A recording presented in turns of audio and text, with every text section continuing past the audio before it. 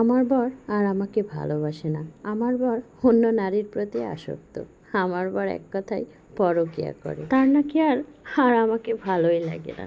আমার বাচ্চাদেরও তাই, তাদের নাকি আমার মতো মা প্রয়োজন নেই, তাদের নাকি নতুন মা লাগবে। আমি নাকি তাদের সব চাহিদা পূরণ করতে পারি না, আমি নাকি ভালো মাই হতে পারিনি। আসলে কি জানেন, আমি তো ভালো বউই হতে পারিনি, তাহলে ভালো মা হব কি করে? বর্তমানে এই সমস্যায় ভুগছেন না এমন লোকের সংখ্যা খুবই কম। এই মোবাইল ইন্টারনেটের যুগে এসে মানুষের জীবনে এই সমস্যাগুলো এত বেশি দেখা দিয়েছে যা বলার মতো না। কেন হয় এমন বলেন তো? কি জন্য নিজের বউকে ভালো লাগে না?